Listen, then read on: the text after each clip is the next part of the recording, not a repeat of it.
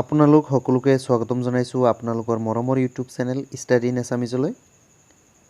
আজি আমি অসম টেট 2021 যি হ'ব লগা আছে তাৰে এনভাইৰমেণ্টেল ছায়েন্স যি EVS আছে পেপাৰ 1ৰ তাৰে ইয়াৰ আগত ভিডিঅ'ত আমি পানী বায়ু এই দুটা টপিকৰ ওপৰত আলোচনা কৰিলোঁ।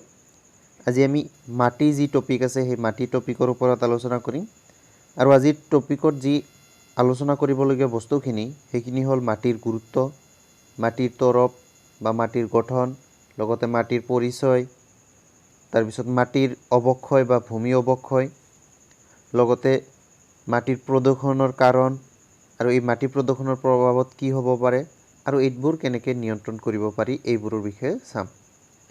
যদি আগৰ ভিডিঅ'বোৰ চোৱা নাই সেইবোৰ ডেছক্ৰিপশ্যনত লিংক আছে, তাৰ পৰা গৈ পিনে আপোনালোকে চাই ল'ব।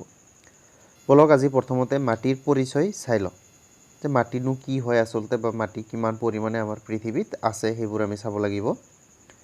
এতিয়া আমাৰ পৃথিৱীৰ যি উপৰিভাগ আছে মানে পৃথিৱীৰ যি খোলাটো আছে সেই পৃথিৱীৰ খোলাটোৱে হৈছে মাটি। আপোনালোক নিশ্চয় জানে আমি যাৰ ওপৰত মানে আমি থিয় হৈ থাকোঁ বা আমি যাৰ ওপৰেৰে খোজকাঢ়ি যাওঁ, পৃথিৱীৰ যিবোৰ বস্তু যাৰ ওপৰত আছে মানে পৃথিৱীৰ খোলাটোৰ ওপৰত আছে বা পৃথিৱীৰ উপৰিভাগত আছে সেই ঠাইখিনিকে আমি কি বুলি কওঁ? মাটি বুলি কওঁ।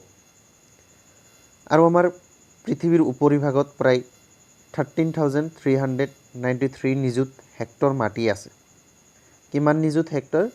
13,393 মানে 13393 হেক্টৰ। কেনেকুৱা হেক্টৰ? নিযুত হেক্টৰ। এই কথাটো আপোনালোকে মনত ৰাখিব। এই কুৱেশ্যনটো আপোনালোকৰ আহিব পাৰে যে পৃথিৱীৰ উপৰিভাগত মুঠ কিমান মাটি আছে, তেতিয়াহ'লে আপোনালোকে উত্তৰ লিখিব 13,393 নিযুত হেক্টৰ। ইয়াৰ পিছত আমি চাব লাগিব যে মেৰু অঞ্চলৰ যি মাটি আছে সেই মাটিবোৰ কি হয়? বৰফে ঢাকি ৰাখে। এইটো আপোনালোকে জানে মেৰু অঞ্চলত কি হয়? বৰফ পৰে। তাত কেতিয়াবা আৰু মানে কি বৰফ পৰা বন্ধ হৈ নাথাকে, সেইকাৰণে মেৰু অঞ্চলৰ যিখিনি মাটি সেই মাটিবোৰ আমি নাপাওঁ, তাত আমি বৰফ পাওঁ। সেই বৰফৰ তলত আমাৰ মাটিবোৰ পোৱা যায়। সেইটোৱে যে মেৰু অঞ্চলত মাটি বৰফে ঢাকি ৰাখে। আনহাতে যিবোৰ পাহাৰ পৰ্বত আছে সেই পাহাৰ পৰ্বতৰ মাটিৰ উপৰিভাগবোৰ কি হ'ব? শিলাময়। যিহেতু পাহাৰ পৰ্বতত কি থাকে? শিল থাকে যথেষ্ট পৰিমাণে, সেইকাৰণে সেই মাটিবোৰ কি হয়? শিলাময় হয়। বা পাহাৰৰ মাটিবোৰৰ উপৰিভাগত কি থাকে? শিল থাকে। এই কথাটো আপোনালোকে মনত ৰাখিব। লগতে যিবোৰ মৰুভূমি অঞ্চলৰ মাটি, আপোনালোকে নিশ্চয় জানে মৰুভূমি অঞ্চল বা আপোনালোকে চৰ অঞ্চল যদি চায়, সেই চৰ অঞ্চল আৰু মৰুভূমি অঞ্চলৰ মাটিবোৰ বালিয়া হয়। এই কথাখিনি আমি মাটিৰ পৰিচয়ত জানিব লাগে। ইয়াৰ পিছত আমি চাম যে মাটিৰ গুৰুত্ব। মাটি আমাৰ কাৰণে কিয় ইমান গুৰুত্বপূৰ্ণ হয় বা মাটি আমাৰ কিয় লাগে? প্ৰথম কথা আমি জানিব লাগিব যে মাটিয়ে আমাৰ বাবে স্বাস্থ্যকৰ খাদ্য উৎপাদনত সহায় কৰে। মানে আমাৰ স্বাস্থ্যৰ বাবে প্ৰয়োজনীয় বা আমাৰ স্বাস্থ্য সুস্থ থকাৰ কাৰণে যিখিনি খাদ্য, যিখিনি শস্য, সেই শস্যবোৰ মাটিয়ে উৎপাদন কৰে। এইটো হ'ল মাটিৰ প্ৰধান গুৰুত্ব। ইয়াৰ উপৰিও গুৰুত্ব আছে, 2 নম্বৰ গুৰুত্ব, সেইটো হ'ল মাটিয়ে উদ্ভিদৰ বাবে প্ৰয়োজনীয় উপাদান। মাটিয়ে কি কৰে? যিখিনি উদ্ভিদ আছে, গছ গছনি আছে, এইবোৰৰ কাৰণে প্ৰয়োজনীয় উপাদান যেনেকুৱা পানী, খনিজ লৱণ এইবোৰ যোগান ধৰে। এইবোৰ কোনে যোগান ধৰে? মাটিয়ে। উদ্ভিদে শিপাৰ জৰিয়তে এই পানী, খনিজ লৱণ আদিবোৰ মাটিৰ পৰা লয়। লগতে এই মাটিয়ে উদ্ভিদত কি কৰে? যিবোৰ শিপা আছে সেই শিপাবোৰ ধৰি ৰখাতো সহায় কৰে। এইটো হ'ল মাটিৰ এটা ইম্পৰ্টেঞ্চ, মাটিৰ এটা গুৰুত্ব। ইয়াৰ পিছত আমি থাৰ্ড পইণ্টটো চাম যে থাৰ্ড পইণ্ট হৈছে মাটি হৈছে বিভিন্ন অণুজীৱৰ বাসস্থান। এতিয়া বিভিন্ন অণুজীৱৰ মাজতো এটা জীৱই আছে যিটো আমি দেখা পাওঁ, এইটো হ'ল কেঁচু। কি থাকে? কেঁচু। আন কিছুমান এন্দুৰ আপোনালোকে দেখা পাইছে, এই এন্দুৰ কি থাকে? মাটিৰ তলত থাকে। এই কেঁচু, এন্দুৰ বা আন আন অণুজীৱ, কিছুমান বেক্টেৰিয়া, কিছুমান ভেঁকুৰ এই মাটিত থাকে। সেইকাৰণে বিভিন্ন অণুজীৱৰ কাৰণে বাসস্থান হৈ যায় এই মাটি। এই মাটিত বিভিন্ন অণুজীৱ থাকে। ইয়াৰ পিছত আমি চাব লাগিব যে জলবায়ু পৰিৱৰ্তনত গুৰুত্বপূৰ্ণ ভূমিকা পালন কৰে মাটিয়ে। মানে আমাৰ যি জলবায়ু আছে, পৃথিৱীৰ জলবায়ু, এই জলবায়ু পৰিৱৰ্তনত এই মাটিয়ে এটা গুৰুত্বপূৰ্ণ ভূমিকা পালন কৰে। ইয়াৰ পিছৰ যি পইণ্ট সেই পইণ্টটো হ'ল যে খনিজ পদাৰ্থ যেনেকুৱা কয়লা আছে আমাৰ, খাৰুৱা তেল আছে বা আন আন যিবোৰ পেট্ৰলিয়াম জাতীয় আমাৰ সম্পদবোৰ আছে, খনিজ পদাৰ্থবোৰ আছে, সেইবোৰৰ কাৰণে ভাণ্ডাৰ হৈছে এই মাটি। সেইবোৰৰ কাৰণে মাটি হৈছে ভাণ্ডাৰ। কয়লা, খাৰুৱা তেল, প্ৰাকৃতিক গেছ আদিৰ ভাণ্ডাৰ কোন হৈছে? এই ভাণ্ডাৰবোৰ হৈছে এই মাটি। এই আটাইবোৰ কাৰণতে আমাৰ মাটি কি হয়? অতি প্ৰয়োজনীয় বা মাটি আমাৰ গুৰুত্বপূৰ্ণ হয়। এতিয়া আমি চাওঁ যে মাটিৰ গঠন। মাটিৰ গঠন কি কি হয়, যে মাটি কি কি উপাদানেৰে গঠিত হয়। এইটো প্ৰথমতে আমি চাব লাগিব যে আটাইতকৈ বেছি মাটিৰ থকা আটাইতকৈ বেছি উপাদান বা কম্পজিশ্যন বা গঠনত সহায় কৰাটোৱে হ'ল মিনাৰেল। মিনাৰেল মানে কি? খনিজ পদাৰ্থ। এইটো মনত ৰাখিব, মিনাৰেল মানে কি? খনিজ পদাৰ্থ। আৰু খনিজ পদাৰ্থ কিমান পৰিমাণে থাকে? 45%। আৰু ইয়াৰ পিছত বায়ু আৰু পানী এই দুটা সমান সমান 25% থাকে। এইটো মনত ৰাখিব। বায়ু আৰু পানী কিমান পাৰ্চেণ্ট? 25%। আৰু বাকী যি 5% থাকি গ'ল, এই বাকী 5% হ'ল অৰ্গেনিক মেটেৰিয়েল, জৈৱিক পদাৰ্থ বা জৈৱ পদাৰ্থ। জৈৱ পদাৰ্থবোৰ কিমান? এইটো হ'ল 5%। এই কথাটো আপোনালোকে মনত ৰাখিব, এইটো ইম্পৰ্টেণ্ট হয়। ইয়াৰ পৰা যিকোনো এটা কুৱেশ্যন থাকিব পাৰে আপোনালোকৰ পৰীক্ষাত, যে মাটিৰ যি উপাদান আছে এই উপাদানৰ ভিতৰত আটাইতকৈ বেছি কোনবোৰ? সেইটো হ'ল খনিজ লৱণ, মিনাৰেল 45%, বায়ু আৰু পানী 25%, আৰু জৈৱিক পদাৰ্থ অৰ্গেনিক মেটেৰিয়েল সেইটো হ'ল 5%। ইয়াৰ পিছত আমি চাম যে মাটিৰ তৰপ। কি চাব লাগিব? মাটিৰ তৰপ। মাটিৰ তৰপ যদি আমি মাটিৰ পাৰ্শ্বচিত্ৰ ওলাওঁ, এনেকুৱা ওলাব। সেই মাটিৰ তৰপৰ ভিতৰত আমাৰ ক স্তৰ, খ স্তৰ, ঘ স্তৰ আৰু একেবাৰে লাষ্টত আছে সেইটো হ'ল শৈল স্তৰ। এইটো আপোনালোকে দেখা পাইছে, শৈল স্তৰ। এই ক স্তৰৰ আন এটা নাম আমি ক'ব পাৰোঁ এই উপৰিভাগ। এইটো আমাৰ কি বুলি ক'ব পাৰোঁ? উপৰিভাগ। মাটিৰ যিটো এইখিনি ওপৰৰ যিখিনি আছে, এই ওপৰৰখিনিকে কোৱা হয় ক স্তৰ বুলি। আৰু এই ক স্তৰত আটাইতকৈ বেছি থাকে হিউমাছ। এতিয়া হিউমাছটো কি হয় অলপ পিছত আপোনালোকক কৈ আছোঁ মই, যে মাটিৰ যি ক স্তৰ আছে একেবাৰে ওপৰৰ যিটো আছে এ ছেকশ্যন বা এ ষ্টেজ, তাত কি থাকে? হিউমাছ থাকে বেছিকৈ। তাৰপিছত যি ছেকেণ্ড ষ্টেজ আছে, সেই ছেকেণ্ড এইটো দেখা পাইছে আপোনালোকে, এইটো হ'ল খ স্তৰ বা মধ্য স্তৰ বুলিও কয় কিছুমানে। সেইটো হ'ল খ স্তৰ। এই খ স্তৰত কি হয় চাওকচোন আপোনালোকে, যে ইয়াত হিউমাছৰ পৰিমাণ কম। ইয়াত কিহৰ পৰিমাণ কম থাকে? হিউমাছৰ। আৰু ইয়াত দুই এটা শিলগুটিও পোৱা যায়। আপোনালোকে ইয়াত চাব, ইয়াত দুই এটা শিলগুটিও পোৱা যায় আৰু ইয়াত বেছিকৈ পানী থাকে। ইয়াত কি থাকে? পানী থাকে বেছিকৈ। বা আপোনালোকে মাটিৰ যদি থাকে, হিউমাছ কমকৈ থাকিব, এইটো মনত ৰাখিব। ইয়াত পানীও থাকে। তাৰ পিছৰ যিটো স্তৰ সেইটো হ'ল গ স্তৰ। এই গ স্তৰত কি থাকে? এই গ স্তৰত বোকা থাকে, বালি থাকে আৰু কিছুমান শিলগুটিও থাকে। তাত কিছুমান কি থাকে? শিলগুটি দেখা পাইছে, অলপ অলপ শিলগুটি। 30% মান কি থাকে? তাত শিলগুটি থাকে এই গ স্তৰত। আৰু একেবাৰে তলৰ স্তৰ যিটো সেইটো হ'ল শৈল স্তৰ।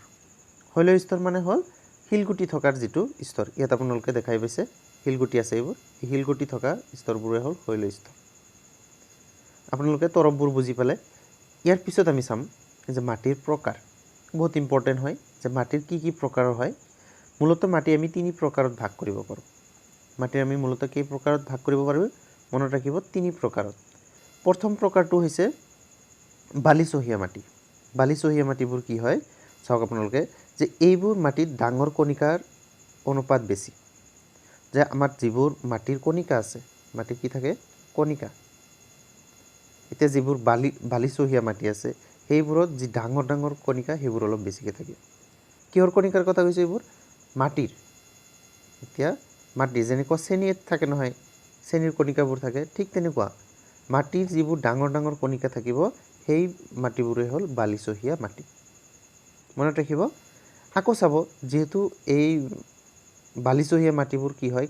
কণিকাবোৰ ডাঙৰ ডাঙৰ হয়, সেইকাৰণে যদি বেছিকৈ থৈ দিয়া হয়, তাৰ মাজৰে মাজৰে কি থাকিব? খালী ঠাই থাকিব। আৰু এই খালী ঠাই থকাৰ কাৰণে পানী সেইবোৰৰ মাজেৰে গুচি যাব পাৰিব ভূগৰ্ভলৈ। যেতিয়া ভূগৰ্ভলৈ পানী গুচি যাব, তেতিয়া এইবোৰ পানী ধৰি ৰাখিব ক্ষমতাটো কম।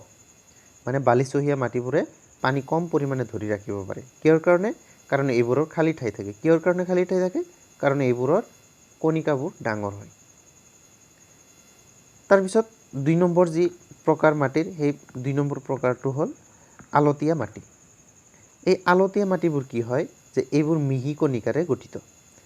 মাটিৰ যি কণিকা ডাঙৰ ডাঙৰবিলাক য'ত আছে তাত বালিচহীয়া আৰু যিখিনি সৰু সৰু একেবাৰে মিহি মিহি কণিকা থাকে সেইবোৰ হ'ল আলতীয়া মাটি। এতিয়া যদি মিহি কণিকা হৈ যায় একেবাৰে সৰু সৰু কণিকা এইবোৰৰ মাজেৰে খালী ঠাই নাথাকে, যেতিয়া এইবোৰৰ মাজেৰে খালী ঠাই নাথাকিব এইবোৰৰ মাজেৰে কি কৰিব নোৱাৰে, পানী যাব নোৱাৰিব। সেইটোৱে আমি লিখিছোঁ যে এইবোৰত খালী ঠাই কমকৈ থাকে।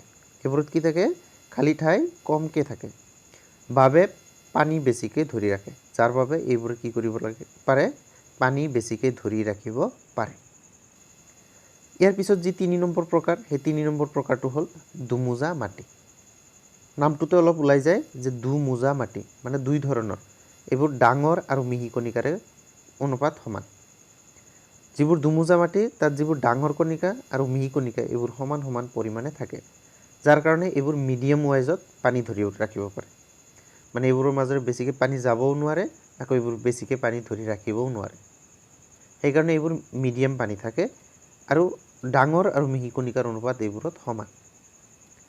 যিবোৰ বালিচহীয়া তাত ডাঙৰ কণিকা, যিবোৰ আলতীয়া মাটি সেইবোৰত মিহি কণিকা, আকৌ যিবোৰ দুমোজা মাটি এইবোৰত মিহি আৰু ডাঙৰ কণিকাৰ পৰিমাণ সমান বা অনুপাত ইহঁতৰ সমান।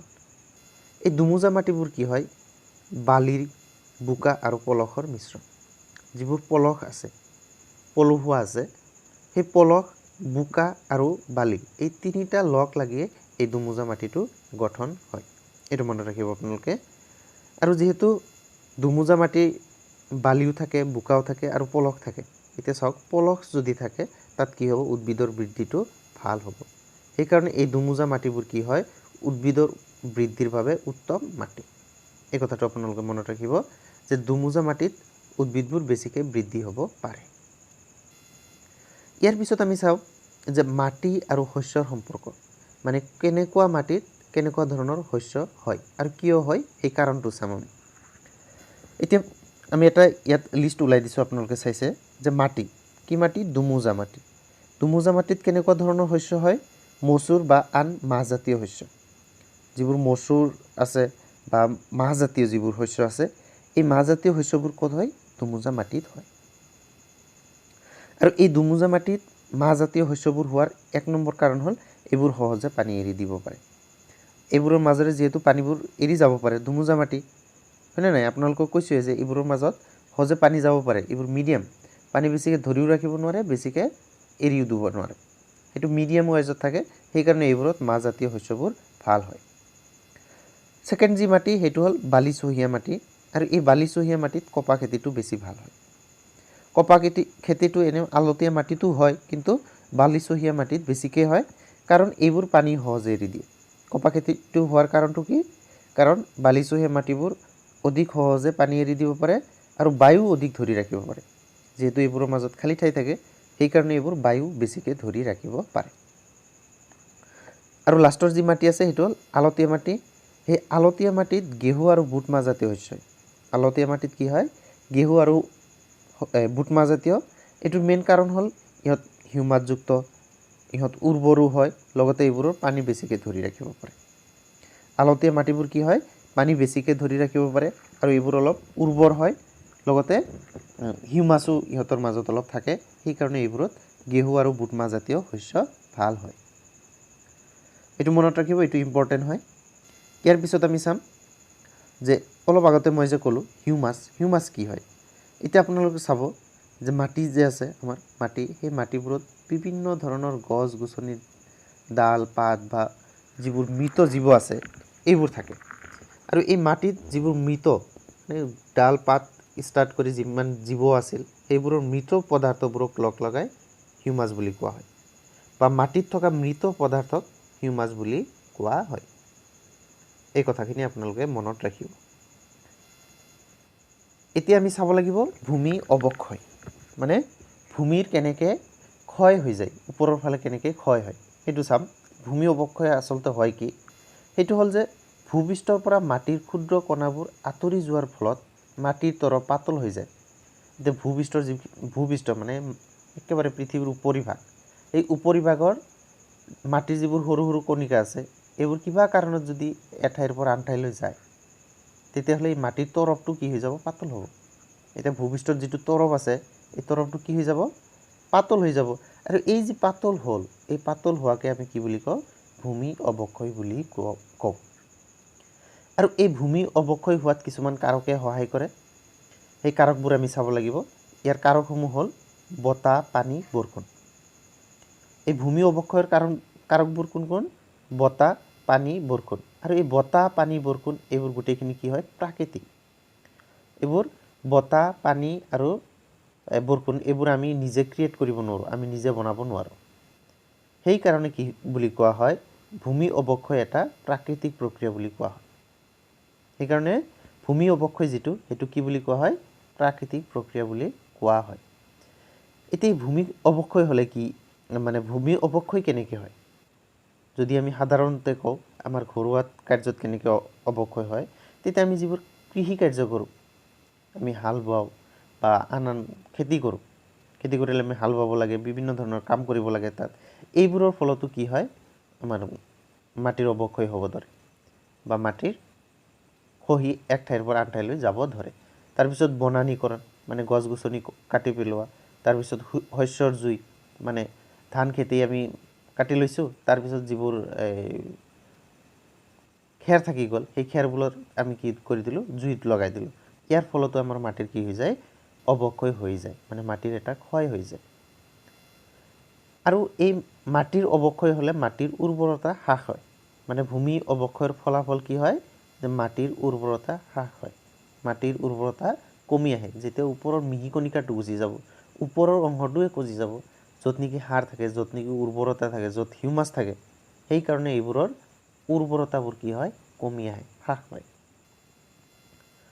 ইয়াৰ পিছত আমি চাম যে ভূমি প্ৰদূষণৰ কাৰণ মই অলৰেডি আপোনালোকক কৈছোঁৱে যে ভূমি প্ৰদূষণৰ কাৰণ ইয়াৰ ফলাফল আৰু ইয়াক কেনেকৈ নিয়ন্ত্ৰণ কৰিব পাৰোঁ এইখিনি চাম এতিয়া ভূমি অৱক্ষয় কেনেকৈ হ'ব পাৰে এক নম্বৰ কাৰণটো হ'ল কীটনাশক দ্ৰব্যৰ ব্যৱহাৰ আমি যি কৃষি কাৰ্য কৰি থাকোঁ এই কৃষি কাৰ্যত বিভিন্ন ধৰণৰ কীট পতংগ থাকে আৰু এই কীট পতংগবোৰ মাৰিবৰ কাৰণে আমি কি কৰোঁ ৰাসায়নিকভাৱে কীটনাশক কিনি লৈ আহোঁ বজাৰৰ পৰা আৰু এইবোৰ কিনি আনি আমি খেতিত দি দিওঁ এতিয়া খেতিত দিয়াৰ পিছত কীট পতংগবোৰ উৰি গ'ল মৰি গ'ল কিন্তু সেই বাকী অংশবোৰ যিখিনি আমি স্প্ৰে কৰোঁ বা যেনেকৈ দিওঁ মাটিতটো থাকি গ'ল এতিয়া মাটিত থকাৰ ফলত কি হয় এইবোৰে মাটিৰ গুণাগুণ নষ্ট কৰি দিয়ে যেতিয়া মাটিৰ গুণাগুণটো নষ্ট কৰি দিয়ে তেতিয়া এইবোৰ লাহে লাহে বতাহ বা বৰষুণত এক ঠাইৰ পৰা আন ঠাইলৈ গুচি যায় এইদৰে ভূমিৰ অৱক্ষয় হৈ যায় ২ নম্বৰ কাৰণটো হ'ল আৱৰ্জনা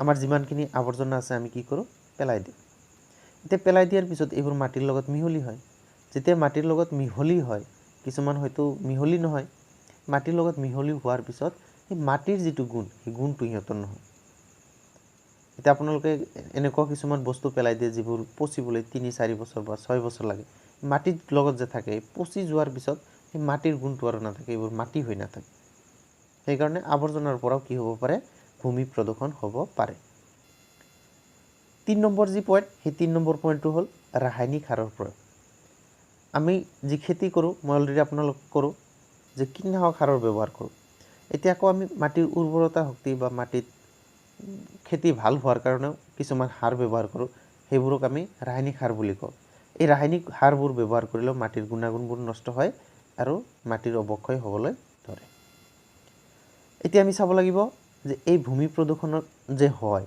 কাৰণবোৰতো আমি চালোৱে বা কেনেকৈ হয় ইয়াৰ ফলত কি প্ৰভাৱ হয় সেই প্ৰভাৱবোৰ আমি চাম প্ৰথমটো প্ৰভাৱ হৈছে যে মাটিৰ সাৰুৱা গুণ নষ্ট হয় এইটো মই অলৰেডি আপোনালোকক ক'লোৱে যে যিমান যি প্ৰদূষণেই নহওক মাটিৰ যিমান প্ৰদূষণেই নহওক এই মাটিৰ গুণাগুণটো বা মাটিৰ গুণটো নষ্ট হৈ যাব সেইকাৰণে ভূমি প্ৰদূষণৰ প্ৰভাৱ এটা হ'ল মাটিৰ সাৰুৱা গুণ নষ্ট হয় আৰু মাটিৰ সাৰুৱা গুণ নষ্ট হ'লে আমাৰ কি হৈ যায় খেতি ভাল নহয় যেতিয়া আকৌ খেতি ভাল নহয় আমি আকৌ সেই ৰাসায়নিক সাৰবোৰ বা কীটনাশক সাৰবোৰ ব্যৱহাৰ কৰোঁ আকৌ মাটিৰ গুণাগুণ নষ্ট হৈ থাকে সেইকাৰণে আমি কি কৰিব লাগে এইটো পিছত চাম আমি নিয়ন্ত্ৰণ কেনেকৈ কৰিব পাৰোঁ তাত আমি চাম ২ নম্বৰত আছে যে ভূমি প্ৰদূষণৰ প্ৰভাৱ ২ নম্বৰত পৰে গছ ৰোগ হৈ উৎপাদন শক্তি কমে মানে যিবোৰ গছ আছে সেইবোৰত কি হয় ৰোগৰ সৃষ্টি হয়।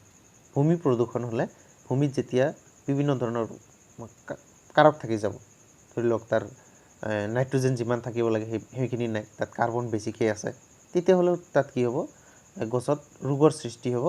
আৰু এই ৰোগ হোৱাৰ ফলত এই গছবোৰৰ উৎপাদন ক্ষমতা, গছবোৰৰ ফলৰ পৰিমাণ আমি কমকৈ পাম। ফলত ধান খেতিয়ে কৰক বা গম খেতিয়ে কৰক সেইবোৰ কমকৈ পাম। এইটো হ'ল 2 নম্বৰ প্ৰভাৱ। 3 নম্বৰ প্ৰভাৱটো চাব যে মাটিৰ তলৰ জীৱবোৰৰ মৃত্যু হয়। যেতিয়া আমি কীটনাশক সাৰ, কীটনাশক দ্ৰব্য আদি ব্যৱহাৰ কৰোঁ, এই মাটিৰ লগত আমি যে প্ৰথমতে পালোঁ যে মাটি হৈছে বিভিন্ন অণুজীৱৰ বাসস্থান, এই মাটিত যিবোৰ বাসস্থান থকা অণুজীৱ আছে, এই অণুজীৱবোৰ এই ভূমি প্ৰদূষণ হ'লে কি হয় মৃত্যুবৰণ কৰিব লগা হয়। এইবোৰ হ'ল কি ভূমি প্ৰদূষণৰ প্ৰভাৱ। এতিয়া আমি চাম যে ভূমি প্ৰদূষণ কেনেদৰে নিয়ন্ত্ৰণ কৰিব পাৰে। এই ভূমি প্ৰদূষণৰ প্ৰথমটো উপায় হ'ল বা ভূমি প্ৰদূষণ নিয়ন্ত্ৰণৰ প্ৰথমটো উপায় হ'ল যে ৰাসায়নিক সাৰৰ পৰিৱৰ্তে পচন সাৰ, কেঁচু সাৰ আদি ব্যৱহাৰ কৰা। আমাৰ যিখিনি জৈৱিক সাৰ আছে, আমাৰ ঘৰত যিবোৰ উৎপাদন হয়, যেনেকুৱা পচন সাৰ, ঘৰত যিখিনি আৱৰ্জনা থাকে এইবোৰ পচি যিবোৰ সাৰ হয় বা কেঁচুৰ দ্বাৰা যিখিনি সাৰ সৃষ্টি কৰা হয়, এইবোৰ আমি খেতিত বেছিকৈ ব্যৱহাৰ কৰিলেও ভূমি প্ৰদূষণ নহয়। 2 নম্বৰটো আমি যি নিয়ন্ত্ৰণ, সেই নিয়ন্ত্ৰণৰ উপায় হ'ল কীটনাশক দ্ৰব্যৰ সলনি ধোঁৱা, নিমপাত আদি প্ৰাকৃতিক পদ্ধতি ব্যৱহাৰ কৰা। এতিয়া আমি কীট পতংগ খেদিবৰ কাৰণে যি ৰাসায়নিক কীটনাশক লৈ আহোঁ, এইবোৰৰ সলনি আমি বিভিন্ন ধৰণৰ ধোঁৱা বা আমি যিখিনি আৱৰ্জনা থাকে এইবোৰ পুৰি দিলে তাৰ পৰা ধোঁৱা সৃষ্টি হয়। এই ধোঁৱাৰ জৰিয়তেও আমি কি কৰিব পাৰোঁ কীট পতংগবোৰ গুচাই দিব পাৰোঁ বা নিমপাত আদিও আমি ব্যৱহাৰ কৰিব পাৰোঁ। এনেকুৱা কৰিলে কি হয় ভূমিৰ প্ৰদূষণটো নহয় বা কমি আহে। 3 নম্বৰ যি পইণ্ট, সেই 3 নম্বৰ হ'ল জৈৱ আৱৰ্জনাৰ পৰা জৈৱ ইন্ধনৰ সৃষ্টি কৰা। আমাৰ যিখিনি জৈৱ আৱৰ্জনা থাকে, জৈৱিক আৱৰ্জনা থাকে, সেই আৱৰ্জনাবোৰৰ পৰা পচন সাৰ বা জৈৱ ইন্ধনৰ সৃষ্টি কৰিলেও আমাৰ ভূমি প্ৰদূষণৰ পৰিমাণটো কি হয় কমি আহে। এতিয়া আমি কেইটামান কুৱেশ্যন চাওঁ এই টপিকখিনিৰ ওপৰতে, যে পৰিৱেশৰ কি 3টা উপাদানৰ অবিহনে পৃথিৱীত জীৱৰ উপস্থিতি সম্ভৱ নহয়। মানে কোন 3টা নহ'লে পৃথিৱীত জীৱ থাকিব নোৱাৰে। সেই 3টাৰ এটাকৈ আমি 3টাই পঢ়িলোঁ। এটা হ'ল বায়ু, আৰু এটা হ'ল পানী আৰু মাটি। বায়ু, পানী, মাটি এই 3টা নোহোৱাকৈ আমি কি কৰিব নোৱাৰোঁ জীয়াই থাকিব নোৱাৰোঁ বা পৃথিৱীত জীৱ থাকিব নোৱাৰে। তেতিয়াহ'লে অপশ্যন বি হ'ব ইয়াৰ কাৰেক্ট এনচাৰ। এইটো চাগে 2012 চনতো পৰীক্ষাত আহিছিল। 2 নম্বৰ কুৱেশ্যন, যে আয়তন হিচাপত মাটিত থকা বায়ুৰ পৰিমাণ। এতিয়া আমাৰ এই মাটিৰ গঠন পালোঁ, সেই মাটিৰ গঠনত কি পালোঁ যে 5% জৈৱ পদাৰ্থ থাকে আৰু 25% কি থাকে আমাৰ বায়ু থাকে আৰু পানী থাকে, আৰু 45% কি থাকে খনিজ পদাৰ্থ। তেতিয়াহ'লে আমাৰ ইয়াত কিহৰ কথা সুধিছে বায়ুৰ কথা, তেতিয়াহ'লে অপশ্যন বি হ'ব ইয়াৰ কাৰেক্ট এনচাৰ। আপোনালোক নিশ্চয় হয়তো বুজি পাইছে যে অপশ্যন বি হ'ব ইয়াৰ কি কাৰেক্ট এনচাৰ। 25% বায়ু আমাৰ মাটিত থাকে। কুৱেশ্যন নম্বৰ 3, যে পাহাৰ অঞ্চলৰ ভূমিস্খলন কমাবলৈ কেনে কৃষি পদ্ধতি ল'ব লাগে। এই পাহাৰ অঞ্চলত যে ভূমিবোৰ খহি আহে, একেবাৰে তললৈ আহে, কেইদিনমান আগতে আপোনালোকে চিকিৎসক এজনী মৃত্যু হোৱাৰ খবৰো পাইছে হয়তো নিউজত। সেই তেনেকুৱা ধৰণৰ যাতে ভূমিস্খলন নহয়, সেইবোৰ কমিবৰ কাৰণে কেনেকুৱা ধৰণৰ কৃষি পদ্ধতি অৱলম্বন কৰিব লাগে। এতিয়া চাওক, হাল বোৱা কৰিলেও মাটিৰ ক্ষতি হয়, মিশ্ৰ শস্য কৰিলেও হয়, তৰপ পদ্ধতি কৰিলেওতো মাটি কাটিব লাগে, কিন্তু ঝুম খেতি কৰিলে কি নহয় আমি মাটিবোৰ কাটি দিব নালাগে। এইটো আপোনালোকে মনত ৰাখিব যে ঝুম খেতি কৰিলে আমি মাটিবোৰ কাটি দিব নালাগে, যাৰ ফলত ভূমিস্খলনটোৰ পৰিমাণ কমি আহে। এইটো আপোনালোকে মনত ৰাখিব। তেতিয়াহ'লে অপশ্যন এ হ'ব ইয়াৰ কাৰেক্ট এনচাৰ। 4 নম্বৰ কুৱেশ্যন চাব, যে নিম্নলিখিত কোনবিধ মাটিৰ সংমিশ্ৰণ গছৰ বাবে উত্তম। যে তলত 4টা সংমিশ্ৰণ দিয়া আছে, এইবোৰ কোনটো গছৰ বাবে ভাল হয়। প্ৰথমটো দিছে আলতীয়া আৰু শিলগুটি। শিলগুটি থাকিলে এইটো নহয়। বালিচহীয়া আৰু শিলগুটি এইটোও নহয়। বালিচহীয়া, হিউমাছ আৰু শিলগুটি। শিলগুটি থাকিলে নহ'ব। 2 নম্বৰ বালিচহীয়া, হিউমাছ আৰু আলতীয়া, এইটো হ'ব কাৰেক্ট এনচাৰ। অপশ্যন ডি হ'ব ইয়াৰ কি কাৰেক্ট এনচাৰ। বালিচহীয়া, হিউমাছ আৰু আলতীয়া মাটি কি হয় গছৰ বাবে ভাল। তেতিয়াহ'লে ইয়াৰ কাৰেক্ট এনচাৰ হ'ব অপশ্যন ডি। 5 নম্বৰ কুৱেশ্যনটো চাব, যে দুমোজা মাটি গঠিত। যে দুমোজা মাটি যিবোৰ আছে আমি মাটিৰ যে প্ৰকাৰ পালোঁ 3 নম্বৰত পৰিলোঁ এই প্ৰকাৰটো হ'ল দুমোজা মাটি এতিয়া এই দুমোজা মাটি কিহেৰে গঠিত বালি বোকা পল এই তিনিটাৰে গঠিত সেইকাৰণে ইয়াৰ যি কাৰেক্ট এনসাৰ সেই কাৰেক্ট হ'ব অপচন ডি ইয়াৰ পিছত কোৱেশ্চন 6 চাব 6 নম্বৰ কোৱেশ্চন যে তলৰ কোনবিধ মাটিৰ পানী ধাৰণ ক্ষমতা আটাইতকৈ বেছি পল বালিয়া মাটি আলতীয়া মাটি হিলাময় মাটি এতিয়া এই তিনিটা মাটিৰ প্ৰকাৰ দিয়া হৈছে এটা হ'ল হিলাময় আলতীয়া বালিয়া আৰু পলস এই চাৰিটাৰ ভিতৰত আটাইতকৈ বেছি কোনটোৱে পানী ধৰিব ৰাখিব পাৰে বা পানীৰ ধাৰণ ক্ষমতাটো বেছি এটো আপোনালোকে পালে যে যি আলতীয়া মাটি আছে সেই আলতীয়া মাটিবোৰ কিহৰ দ্বাৰা গঠিত হয় মিহিকণিকাৰ দ্বাৰা গঠিত এই কাৰণে এইবোৰৰ কি হয় ধাৰণ ক্ষমতাটো বেছি হয় ধন্যবাদ ভিডিঅটো চোৱাৰ বাবে